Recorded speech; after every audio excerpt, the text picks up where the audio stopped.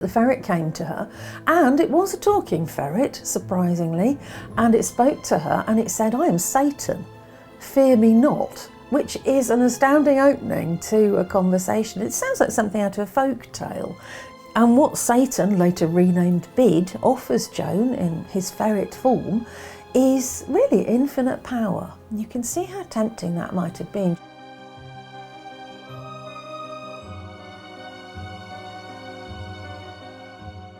Hello, I'm Professor Marion Gibson and I'm here to talk to you about witchcraft in history today. So we're going to start today by asking the question, what is a witch?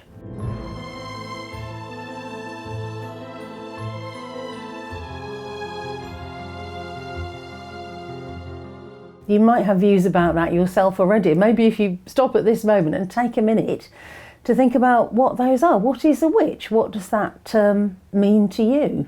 We've got a piece of text here from a 16th century clergyman who tells us about what he thinks a witch is. This is George Gifford, and he was the vicar of Maldon in Essex in the 1570s and 80s.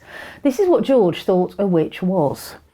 A witch, he said, is one that worketh by the devil, or by some curious art, either healing or revealing things secret, or foretelling things to come, which the devil hath devised to ensnare men's souls withal unto damnation. The conjurer, the enchanter, the sorcerer, the diviner, and whatever other sort there is encompassed within this circle. So that's a really quite long, complicated definition, isn't it? And it's very broad. He talks about the devil at the start, and we'll come back to that later on and think about why witches and devils are so much associated with each other. But the interesting thing I think here is the breadth of definition about what witches do. So he says that they can actually be healers, either healing or revealing things secret or foretelling things to come. So they can also be kind of diviners, they can be seers, they can be prophets. That's interesting. So they're playing roles like doctors, they're playing roles like prophets or religious figures, mystics of some sort. And the devil hath devised witches, apparently, to ensnare men's souls withal unto damnation. That's interesting. So we're talking about men and women in that phrase. This is the way that George is using the term. And he's thinking about the ways that being a witch, or even consulting a witch, going to a witch who is a healer, going to ask a witch about your future, that's all going to get you damned, which is a very, very serious thing that this Essex clergyman is saying to his congregation will happen to you. And then he talks about different kinds of witches. So he says conjurers are witches. In this period, they're not people who do stage magic. They're actually people who conjure up the devil. So they raise demons. The enchanter, he says, so somebody who mutters enchantments, somebody who says spells, who chants. They might be a witch. Sorcerers might be witches. That's perhaps a bit more like the equivalent term that we have these days. You might think of a sorcerer as being a witch even today. But then he also talks about diviners as well. So we're back to this idea that witches think that they can see the future. All this is encompassed within this circle, he says. So those are all of the things that somebody in the peak period of the witch trials might have thought witches did. There were lots of different definitions in different localities. So one of the things I want you to take away from this course is that every witch trial is different.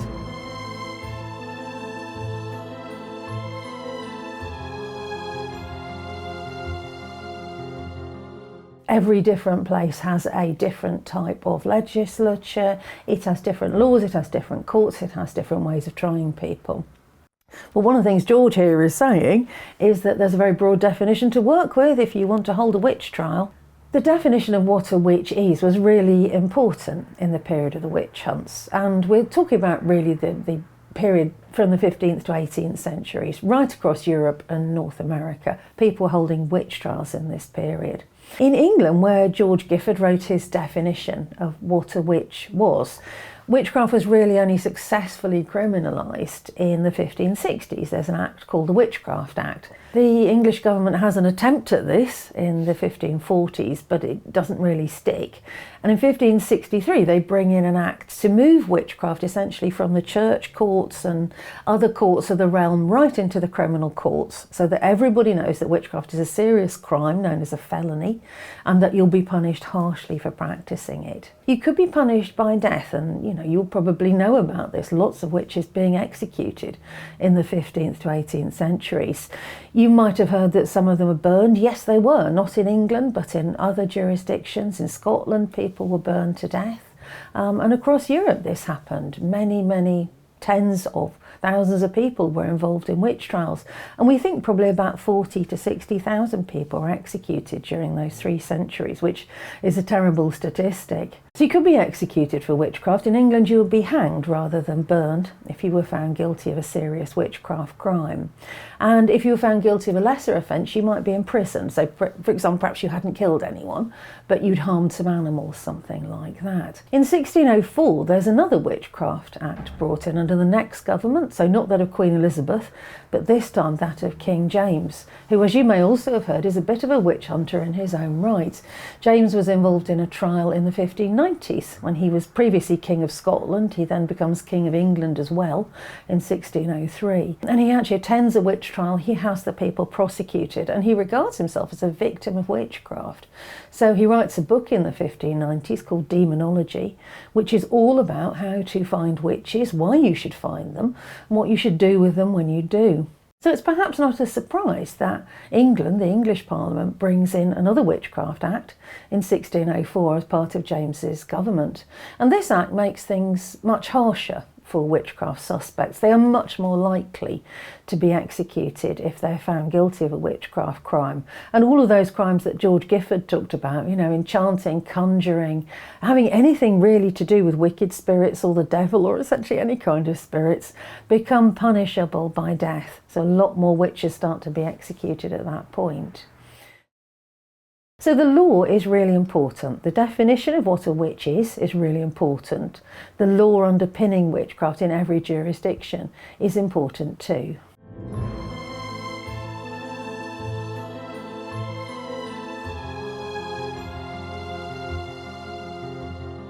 Let's have a look at some of the actual witches themselves. You might think, well, what are we going to look at? They didn't have cameras in those days, but of course people were interested in making images of witches. So I've selected 3 for us to look at today, and we can talk about the stories of the individual people that they portray, but also just about the general image of the witch. We started off by asking, what is a witch? And we had a written definition from somebody who's essentially a pastor, a theologian. But actually, what do people think a witch looked like? What were they looking out for when in their communities they decided, I think my neighbour is a witch? What was the visual image of the witch like? So our first image is from the 1570s. This is an image of a witch feeding her familiars. It's quite a generic one, but it probably does belong in the English context that we've talked about a bit already, because in England people were thought particularly prone to keeping animal familiars. So remember when George Gifford said at the beginning that he said the witch was working by the devil? This is one of the things he means. He means that the devil has approached the witch, recruited her, if you like, to his sect, his wicked anti-Christian, anti-church group, and he's persuaded her to form a pact with him, either verbally by saying that she will work with him, or maybe, and we'll look at this in a minute, in a more formal way. And as a result of that pact, he's given her a certain amount of power. She can hurt her neighbours, she can hurt animals, she can hurt crops. She can do all of the wicked, evil things that wicked, evil witches are thought to want to do, because they're envious, because they're corrupt, because they're promiscuous, because they're horrible people, according at least to people like George Gifford, and so they should be punished. And in England, people were thought to accept an animal familiar, a kind of little demon, as a symbol of the pact that they'd made with Satan, the big devil, if you like. And that little animal could take the form of a toad or a cat or a dog. Some of them are really, really exciting animals. So we have a red lion in one witch's story from the 1580s. We've also got bears. Later on, when you come onto the witch hunts of the 1640s, which happened right across Britain, you've got animal familiars like bees and snails, all sorts of exciting creatures. But in this image, what we can see here is some creatures that look like toads, but notice that one in the foreground has some kind of very weird untoad-like head. So sometimes the animal familiars were thought to be kind of hybrid creatures, something really unnatural that would frighten everybody.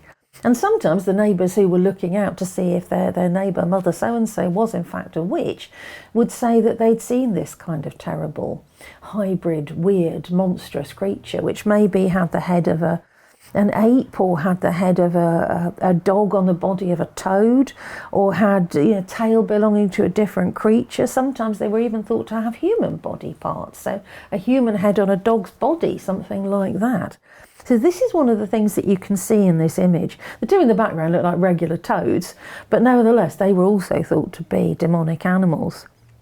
And what the witch is doing here is feeding her familiars. She's feeding them rather ordinarily with a spoon. This was one of the things that witches were thought to do. You might give them bread and milk, rather as you would give to a child. And the image is quite maternal, isn't it? I think one of the things that people are focusing on when they're looking for somebody who might be a witch is somebody who has that kind of corrupt maternal image. So yes, they're nurturing something, but it's not a child. And it's not the neighbour's children either. They may very well be harming those. This woman seems to be smiling at her familiars and feeding them in a rather gentle, loving way, because she's thought to be completely evil and in love with evil, and feeding it within her own house. And she's kept them in some kind of chest. You can see the lid is up, and later she will close the lid and the familiars will be hidden. So there's this element of secrecy about this wicked demonic family that the witch has here. She's perhaps an older woman here. Her face looks a little wrinkled. The artist of the woodcut has taken trouble to make her look like an older woman. And that's often a stereotype of witchcraft. Witches were often older women, but sometimes they were younger women too, and indeed women with their own children, women with husbands and families. So I want you also to take away from the course the idea that the witch could be anybody. Could be you, could be me. It doesn't really matter. Could be a man, could be a woman. About 75% of those accused across all of the jurisdictions that historians have looked at across Europe and North America are in fact women. But of course that leaves 25% of them who are men. So we're looking at a very broad definition here. But we've also got these specific things that neighbours might be looking out for. And an animal familiar is one of these. Let's move on to another image of witchcraft. This one has a name on it, which is always fascinating. This is clearly a woodcut produced specifically to tell the story of this individual woman. And it was produced for a kind of early newspaper account. So witches are big news. Witches are in the tabloid press of their time.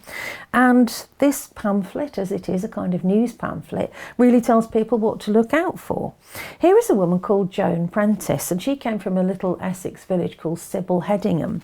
And Joan and the three women being hanged in the background here, sorry to say, were executed in 1589 for witchcraft. I'm also sorry to say one of those is Joan. So what we have here is a kind of double image. In the foreground, we have the witch as her neighbours would have seen her, supposedly feeding her familiars, which I'll talk about in a minute. And in the background, we have what happened next. And what happened next was a multiple hanging of three women. Let's look at the familiars then that are gambling around also in the foreground of this image. We've got a couple of things that look like toads, but hey, they also look a bit like dogs as well. Possibly cats, it's kind of hard to tell. And look, they've got little speech bubbles or labels attached to them. Jack, they're called, and Jill. So familiars would often be given these kind of very cutesy, ordinary kind of names by the witches, supposedly. This is what people would confess. And you wonder why they confess that. Sometimes they were put under tremendous pressure to do so, deprived of sleep or hectored for hours by the powerful men in their community, at which point ultimately they decided to produce a story where they said, yes, I have these familiars called Jack and Jill. But perhaps in reality, Jack and Jill were just ordinary pets. Joan Prentice, you can see here, is described in the lettering underneath her name as having a familiar called Bid. So this is Joan Prentice and her Bid. And Bid is the creature on her lap. And she describes having a ferret as a familiar. And she says it was called Bid, which is the kind of name that maybe you might call a pet. People did have ferrets. They used them to hunt rabbits, the sort of thing that people might have in a rural community like Sybil Headingham, where Joan came from. And what she says in her confession, and what is printed in the pamphlet so that people know what to look for, is that the ferret came to her, and it was a talking ferret, surprisingly, and it spoke to her and it said, I am Satan, fear me not, which is an astounding opening to a conversation. It sounds like something out of a folk tale, doesn't it? You know, this is a sort of Hansel and Gretel world where a talking animal might just show up and offer you something. And what Satan, later renamed Bid, offers Joan in his ferret form is really infinite power. You can see how tempting that might have been. Joan is a woman who lives in an almshouse, so she's a very poor woman. She's quite old by the look of the image of her and by what we know about her from the story about her in the pamphlet. And she's somebody who's quite disempowered in her community. You know, women couldn't hold public office. They had very little access to education. If something, even if it's a talking creature and it appears to be a devil, shows up, at least in your imagination, and says to you, I'll offer you anything you want. How tempting it might have been for somebody to imagine they could make that bargain and they could have more power. So Joan says yes. The familiar, the demon, Bid, the ferret, he asks her for her soul, and she says, and I think Joan was probably a perfectly good Christian actually, a perfectly average early modern English woman. She says, no, I can't give you my soul, that belongs to Jesus Christ, I can't give you that. But eventually she agrees, and she does hand over her soul and her body, and she becomes a witch. And she then instructs the ferret, supposedly in her story, to go and harm a little girl called Sarah who lives in her community and who subsequently dies. And that's why Joan is hanged in 1589.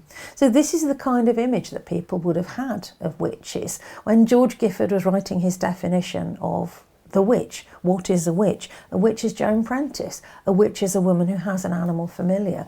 A witch is the woman next door who you don't like very much, who maybe argued with you and then your child got sick. And then the witch is the woman that you take to the local justices and you have hanged. Let's look at the final image of witches that we've got. This is from 1619 and it's from a couple of different counties, one of which is Rutland and the other of which is Leicestershire. And it deals with a group of witches who were supposed to have attacked the children of the Earl of Rutland. So we've moved up the social scale quite a bit here. And again, I think one of the things I'd like you to take away from this chat is the idea that almost anybody could believe in witchcraft. It was really common. It wasn't just something that village people believed in. The most educated men of their communities, the pastors like George Gifford, educated university men like the Earl of Rutland, believed in witchcraft too, and they were looking for witches. When the Earl's two sons tragically die as children, he and the people in his household and the people in his community start thinking that they have been bewitched, they've been killed by magic. And they blame these three women. And again, this appears to be the nearest we're going to get to a direct portrait of what a witch actually looked like. These three women are Joan Flower, who is in the middle there, and her two daughters, Philippa and Margaret, who are on either side. And they are ultimately executed for killing the Earl of Rutland's children. Here we've got animal familiars again. Look, there's a cat and a mouse kind of gambolling around the witch's feet. Here they described the cat as being called Rutterkin, and they said that one of the ways in which they got people to be bewitched by Rutterkin was to rub a glove belonging to one of the victims on him. That would supposedly transfer their wicked magic onto that victim. It's also quite interesting that one of the women at least is disabled. There's a description of Joan Flower in the text about her, and again this is like an early modern newspaper account, which talks about her using two crutches to get around. And you can see also her daughters are holding sticks as well. So there's something going on here about the way women's bodies are imagined, the way the witch's body is imagined, and it may be a body that stands out in some way in the community. Joan's also got something that looks like an owl on her shoulder, which is sometimes thought to have bird familiars which could fly around carrying their wicked magic through the community. And again, I'm sorry to say that these three women were executed as a result of the witch trial. In fact, Joan Flower chokes to death on the way to execution. She supposedly puts a piece of bread in her mouth, saying, if I'm innocent, I'll be fine, but if I'm guilty, God will choke me, and she does choke to death. You kind of feel that's a story added afterwards, but nevertheless, that's the sort of person that witches were thought to be. They were thought to be enemies of God. to be hunted down by God and by godly people, to be those who worked with the devil against their communities. And that's why the witch hunts became so virulent in the 15th to 18th centuries. People were looking for enemies. They're looking for people working within their communities against them. This is a period of real religious dysfunction and change, which ultimately will end up in religious warfare across Europe in the 17th century. It's a period of political change. It's a period of social and economic change coming out of the Middle Ages. There's even some climate change. There is a little ice age going on, which perhaps makes crops less likely to grow well. People are going hungry. People are under a lot of social strain. And that's one of the reasons why they're looking for enemies in their community. People who work against God and with the devil, who attack their neighbours. And I think it's out of those kind of fears that you get witch trials. Next time, I'll be talking about demonology, the big theory of what witches were, the religious underpinnings, and how some of the most important people in their communities developed witch hunts and went hunting for witches to put on trial. I hope you've enjoyed today's talk. Please check out the link below for lots of additional resources where you can learn more about the topic of today's talk and the wider history of witchcraft.